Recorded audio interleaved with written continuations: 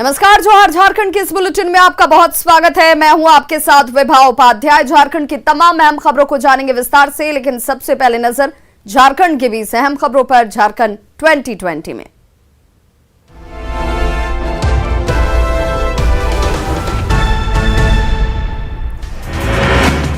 गोड्डा के मेहगामा में लॉकडाउन का पालन करवाने एसडीओ और एसडीपीओ सड़कों पर निकल आए। लॉकडाउन के दूसरे फेज में झारखंड सरकार ने मेडिकल दुकानों को छोड़कर सभी आवश्यक दुकानों को 2 बजे तक के लिए खोलने के निर्देश दिए हैं।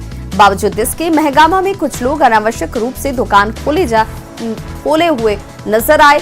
महागामा एसडीओ ने 4 दुकानों को इस दौरान सील कर दिया। गोड्डा के मेहगामा में प्रशासन की लापरवाही सामने आई है। धर्मोडीह पंचायत के पास चूना कोठी हाट में लोगों की भारी भीड़ देखने को मिली। लोग कोरोना महामारी के इस दौर में अपनी और दूसरों की जान से खिलवाड़ करते नजर आ रहे हैं। बड़कागांव विधायक अंबा प्रसाद ने कोरोना मरीजों के इलाज को लेकर रामगढ़ सदर अस्पताल का निरीक्षण किया। इस दौरान उन्होंने वहां की व्यवस्थाओं की जानकारी ली, साथ ही सिविल सर्जन से मरीजों के इलाज के लिए बेहतर सुविधा उपलब्ध कराने की अपील की। दुमका के गोपीकांदर में हाट दुकानों पर भारी भीड़ उमड़ी। लॉकडाउन का पालन करवाने के लिए प्रशासन को सड़क पर आना पड़ा, जिसके बाद सभी गैर जरूरी दुकानों को बंद कर लॉकडाउन नियमों का सख्ती से पालन करने की चेतावनी दी गई। कोरोना के बढ़ते संक्रमण को देखते हुए जामताड़ा के सदर अस्पताल में 50 बेड की व्यवस्था की जा रही है, जिससे कोरोना मरीजों के इलाज में मदद मिलेगी। साथ ही स्वास्थ्य विभाग ने 300 बेड की क्षमता वाले कोविड अस्पताल में बेकार पड़े बेडों को भी दुरुस्त करने का काम कर दिया। जमशेदपुर के कदमा मार्केट को 12 दिनों के कंटेनमेंट जोन में घोषित किया गया है। प्रशासन ने आज दुकानदारों को कोरोना टेस्ट कराकर दुकानें खोलने की अनुमति दी। जिन दुकानदारों का कोरोना टेस्ट नहीं हुआ है, उन्हें कोरोना जांच के बाद ही दुकान खोलने के आदेश दिए गए। देवघर में बिना मास्क और हेलमेट के घूम रहे लोगों का पुलिस ने चालान काटा। पुलिस ने कई स्थानों पर चेकिंग अभियान चलाकर ये कार्रवाई की। साथ ही लॉकडाउन के दौरान लोगों को नियमों के सख्ती से पालन करने के निर्देश दिए। देवघर में लॉकडाउन की स्थिति जानने के लिए डीसी मंजूनाथ भजंत्री शहर का जायजा लेने पहुंचे। शहर में विधि व्यवस्था को लेकर पदाधिकारियों को कई निर्देश दिए। इस दौरान उन्होंने लोगों से सोशल डिस्टेंसिंग के पालन करने की अपील की।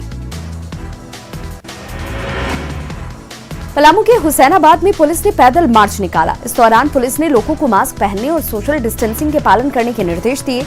साथ ही दुकानदारों को सरकारी दिशा निर्देश का सख्ती से पालन करने को भी कहा गया। शरीर को स्वस्थ और निरोग रखने के लिए योग काफी अहम है। अष्टांग योगा सेंटर सिसई में स्वस्थ और निरोग रहने के लिए योगाभ्यास की टिप्स दी जाती है। योगाचार्य ने लोगों से अपील करते हुए कहा कि कोरोना महामारी के संकट काल में योग एक कल्पतरु है। योग, प्राणायाम, आसन अपने दिनचर्या में शामिल करें। जमशेदपुर में भाजपा के प्रदेश प्रवक्ता कुणाल सारंगी ने बंगाल हिंसा की कड़ी निंदा की। साथ ही प्रधानमंत्री और गृह मंत्री को मामले में संज्ञान लेते हुए कार्रवाई करने की भी मांग की। सिमडेगा के रामजूल गांव में पत्नी के साथ हैवानियत का मामला सामने आया है। शराब के नशे में पति ने पत्नी की चाकू मारकर हत्या कर दी। फिलहाल पुलिस ने हत्यारे पति को गिरफ्तार कर जेल भेज दिया है। मंगलवार की देर रात हाथियों के झुंड ने गिरिडीह के राजदह धाम में जमकर उत्पात मचाया। इस दौरान हाथियों ने राम जानकी मंदिर और आश्रम में जमकर तोड़फोड़ की, जिससे यहां के लोगों में दहशत है। गिरिडीह में 2 फर्जी मापतौल पदाधिकारियों को पुलिस ने गिरफ्तार किया है। फर्जी अधिकारी नियमा घाट थाना क्षेत्र के मधुपुर बाजार से एक दुकानदार को धमका रहा था और दुकानदार से 18,000 रुपए की मांग की गई थी। गिरफ्तार दोनों युवक धनबाद के अलग अलग इलाकों के रहने वाले हैं। गुमला के करंजी टोली गांव में जंगली हाथियों ने बीती रात जमकर उत्पात मचाया। हाथियों के झुंड ने घर को ध्वस्त कर दिया। आए दिन हाथी गांव में घुसकर तबाही मचा रहे हैं। वहीं पीड़ित परिवार ने वन विभाग से मुआवजे की मांग की है। हजारीबाग के कटमदाग प्रखंड में पुलिया निर्माण में देरी की वजह से ग्रामीणों को खासी दिक्कतों का सामना करना पड़ रहा है।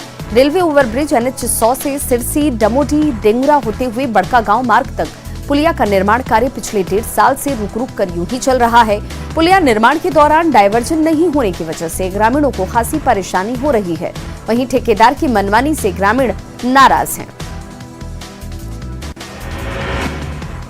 गिरिडीह के जंगल में पेड़ से लटकता हुआ युवक का शव बरामद किया गया। शव मिलने की सूचना के बाद आसपास के लोगों में हड़कंप मच गया। मृतक का नाम नीरज कुमार बताया जा रहा है, जो पिछले 23 अप्रैल से लापता था। पुलिस इस मामले की जांच में जुट गई है। गिरिडीह के NH-2 बाईपास में अनियंत्रित होकर स्कॉर्पियो पलट गई। इस घटना में 2 लोग गंभीर रूप से घायल हो गए, जिनका डुमरी अस्पताल में इलाज जारी है। अभी तक घायलों की पहचान नहीं हो पाई है। धनबाद के मुराईडीह क्षेत्र में संचालित माइनअप आउटसोर्सिंग कंपनी में नियोजन और मुआवजे की मांग को लेकर आदिवासी हथियारों के साथ कंपनी में घुस गए। जबरन कंपनी का काम रोक दिया गया। पुलिस के काफी समझाने बुझाने के बाद आंदोलनकारियों को वापस यहां से लौटाया जा सका। चतरा पुलिस ने एक पिकअप वैन से 5 क्विंटल 70 किलोग्राम डोडा पोस्त के साथ 2 तस्करों को गिरफ्तार कर लिया। गुप्त सूचना के आधार पर यह कार्रवाई की गई।